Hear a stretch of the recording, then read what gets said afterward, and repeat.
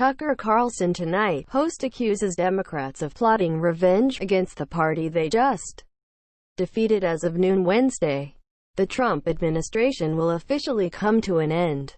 If you supported Donald Trump, that's a sad thing to face after 4 years. On the other hand, if you're one of the many in our professional class who have made hating Donald Trump the very center of your life, you've gotten exactly what you wanted. You ought to be celebrating. But they're not celebrating. In fact, no one in the Democratic Party seems happy. Instead of taking victory laps, they are plotting revenge against the people they just beat. They are thinking of new ways to injure, humiliate and degrade their political opponents, make it impossible for them to work again, throw them in jail, and destroy their lives. Imagine winning a tennis match in straight sets, then immediately leaping over the net and smashing your opponent in the face with your racket. It wasn't enough for you to win. You had to inflict physical pain. You couldn't be happy until another human being screamed in agony. What kind of person would do that? The kind of people we're watching now. The kind of people who are even more vicious when they win. The leaders of the Democratic Party have now decided that 74 million Trump voters weren't just wrong or misguided. They didn't simply back the wrong guy or have incorrect opinions or failed to see obvious truths. No, the threat they pose is graver and more serious than that. These 74 million Trump voters are, in fact, terrorists. They are a looming physical threat to the rest of us, and must be dealt with in the way that you deal with threats like that. To make that point as clear as possible, the Democratic Party has marshaled military leaders to deliver the news. Stanley McChrystal is among them. McChrystal, in case you don't remember, is the strategic genius who John take credit, if you can call it that, for running the longest losing war in American history, the one in Afghanistan. Monday, McChrystal took a break from collecting fat corporate directorship fees to note that based on his extensive experience mismanaging America's foreign policy, Trump voters look an awful lot like terrorists.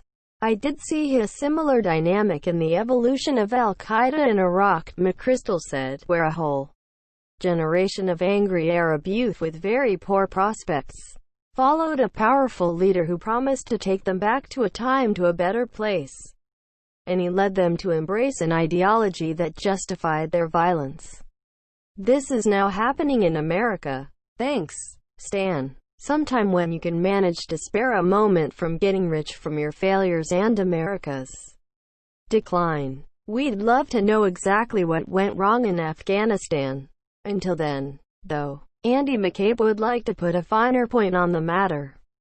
You remember Andy McCabe, the former high-level FBI official who was canned for lying and corruption. In other words, a model federal employee. So when McCabe speaks, you can hear the moral authority in his voice. According to his considered judgment, Donald Trump's voters are very much like ISIS. McCabe, when we looked at those Americans who traveled to Syria for the purpose of joining the Islamic State, when you put all those faces and names down in one place, you had doctors, lawyers. Some people are very vulnerable to and drawn into that core lie of any extremist movement. And that is exactly what we're seeing now with this particular group of Trump supporters. You've heard the word insurrection used a lot in connection with what happened at the Capitol Jan. 6. On Monday night, 28 people were arrested in a violent protest in New York City. Not on behalf of Donald Trump. Those people attacked police officers, and a bunch of them went to jail. But were they insurrecting at the time? No, they weren't. How do we know? Because they weren't racists. Only racists can insurrect. As Rep. Ayanna Pressley, D.Mass. explains. Pressley, the threat of white supremacy looms large. And it is tragic that it took this insurrection and this attempt to interrupt the peaceful transfer of power and moreover, injury and loss of life for many to appreciate just how formidable the threat of white supremacy is. So what do you do with insurrectionists like that? Insurrectionists who were also white. supremacists, as they always are, but who were also not. And here's the tricky part. In some cases, even white, simple force doesn't always work. These are hard cases. You need to re-educate people like that, possibly in camps, deprogram them for the safety of the rest of us. Thankfully, Sandy Cortez has been thinking about this for quite some time. Some little girls play with dolls. She put her Barbies in a secure enclosure and educated them because they were thinking bad things, forbidden things. OCASIO-CORTEZ. We had a program addressing white supremacists. We had programs, federal programs, that went towards funding organizations like these that radicalize people.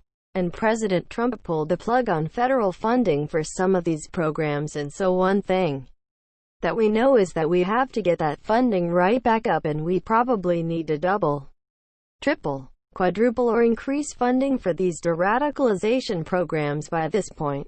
You should have realized that the totalitarian instinct is always the same. Only the names of the dictators change. First, you strip people of their right to speak out loud honestly. Then you prevent them from defending themselves and their families.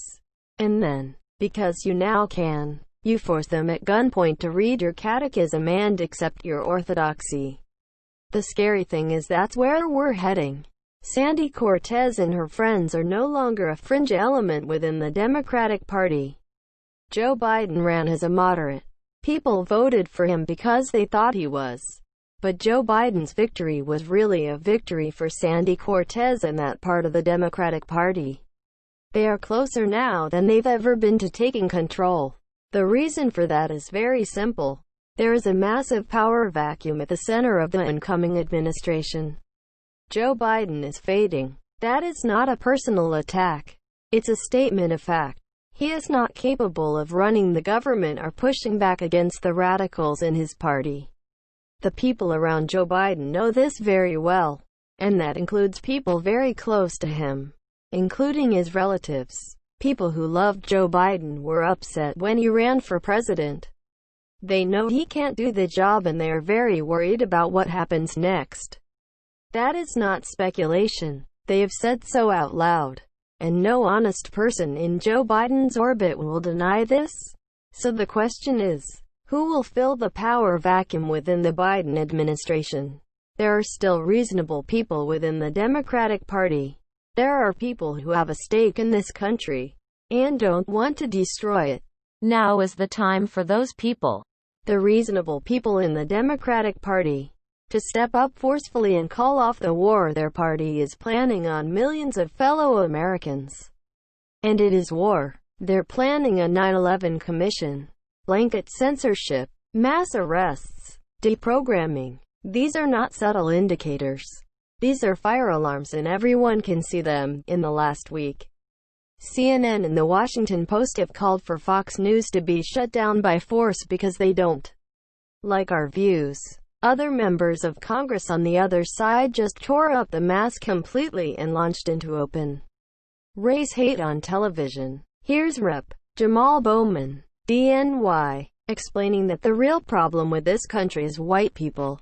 Bowman: this is a chance for all of us in Congress to sort of begin at a new baseline and stop spreading the myth of American exceptionalism and accept the fact that this is exactly who we are, and this is exactly who we've been throughout our country's history.